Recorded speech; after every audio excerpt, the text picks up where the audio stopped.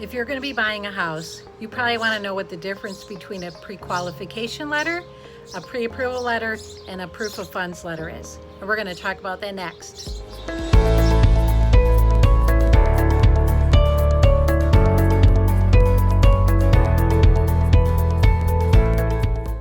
Okay, a pre-qualification letter is usually from a lender if you're getting a mortgage on a property. This letter is not as substantial as a pre-approval letter. It just states that the lender has looked at your information in general and that you probably would be able to qualify for a specific amount of property on a mortgage.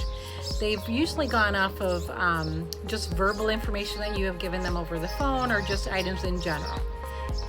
A pre-qualification letter doesn't always take into account all your other financial situations. It pretty much is just a quick snapshot of what you can possibly buy a house for. A pre-approval letter when you're buying a house with a mortgage is a lot more substantial than a pre-qualified letter. Okay, a pre-approval letter is based on the lender's reassurance that they have looked at your financial information in a little more detail. They've probably looked at your W-2 forms, they've checked your credit report, they've looked at your tax returns, and they looked at where all your income is coming from. So they are giving this pre-approval letter in confidence that they've reviewed most of your information and feel that you can qualify for a certain amount on a mortgage, and they usually include the terms, what type of mortgage you're going to be getting and how much you're putting down as a down payment. Usually when you get a pre-approval from a lender, it's contingent upon an appraisal of the property and final underwriting guidelines through their underwriter. Now when the lender orders an appraisal, the appraiser will go out, and what they're doing is they're assuring that the property that the lender is investing in, because they're investing a lot of money in you and the property, they just want to make sure that the value of the property is there. They're going to look at market conditions around the area. They're going to look at comparables of what is actively selling, what's pending, what's sold. They're going to look at the safety of the property, make sure it's in good condition, because the appraiser is telling the lender that their investment is a good investment. Also, final underwriting approval is the lender sends the whole package to an underwriter. The underwriter will look at everything involved in the package, review your financial information again, review the appraisal, and review the whole purchase. They're kind of like the final okay for the whole process. So pretty much when you have a pre-approval, hopefully there's no hidden information as far as income or debts. They're going to look at any foreclosures or bankruptcies in your history. Sometimes that will hold you up because sometimes there's some guidelines with how long you have to wait after foreclosure or bankruptcy to get a pre-approved for a house. But usually when you get to the final underwriting approval, hopefully everything is done there and you're on your way to buying a house. Okay. Now another term you might come across is proof of funds.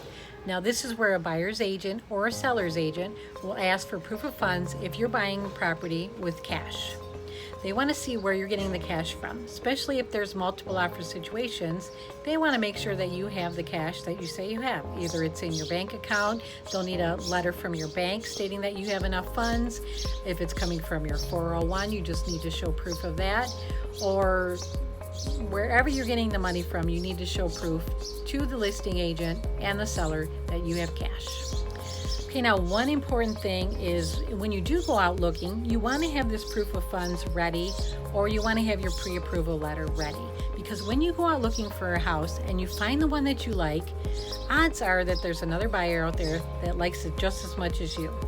And it's probably on the weekend, you can't get a hold of a lender, and you can't get your pre-approval letter. The seller's not going to wait around for somebody to go get their pre-approval letter. They're going to take the buyer's offer that has a pre-approval letter already. Because too, even if you're going out shopping and you think you can qualify for a mortgage for a certain amount, you probably don't know for sure. When you go to get your pre-approval letter and talk to a lender about your finances, you really want to know how much of a house you can afford to buy, how much you're going to be putting down, how much your payments are going to be monthly, and you may even find some things in your history, financial history, that you're not even aware of, maybe something on your credit report that you're going to have to fix. And these things you don't want to find out or have to fix when you're in love with the house that you can't get because you can't make an offer on it. And another thing too, I don't think I've ever seen a seller that will take an offer without a pre-approval letter or proof of funds. They want to make sure that you can afford to buy the house. They're not going to pull the house off the market just on your word. A lot of times people say, oh, Kelly, I have the money, it's good, I can get pre-approved. And I might believe you, but the seller and the listing agent, they're not going to believe us. So have your pre-approval letter, have your proof of funds letter, have everything in order so that when you're ready to write the offer, you're good. Your down payment, your deposit ready, everything ready to go. It just makes you a better buyer. All right, you want to go ahead and buy a house, you're going to need a mortgage. So the first thing you want to make sure you have prepared is your financial house in order. Usually the lender will ask for your income statements, your pay stubs, W-2 forms, any profit and loss statements, and they usually are going to want a few months of that data. They're going to want to look at your last 2 years of tax returns, any income you get, maybe you're getting Social Security, disability, insurance.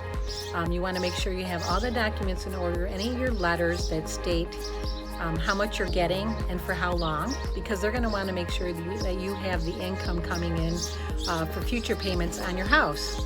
They're going to want to look at your bank statements, any savings accounts, any checking accounts. They're going to want to look at least 2 months of any of your bank statements, any of your retirement statements, maybe your 401ks. They're going to want to look at any of that stuff. They're also going to want valid driver's license or a state ID to prove who you are. They're going to want to be looking at any of your financial history with your foreclosure information. If you've ever had a foreclosure, you may have to wait a few years until you're qualified to buy a house. Any bankruptcies, depending on the situation, a lot of those times you will have to wait a few years until you can buy a house after those situations take place. If you're in a situation where you've had a divorce and maybe alimony is your income source, you're going to need maybe your divorce decree or any documents from your alimony. So you will want to have all these items in place when you meet with the lender, and just make sure you're going to be prepared for them. If you like my videos, please like and subscribe to my channel. I try to put them up every week, and hopefully I give you something of value. Thanks for your time.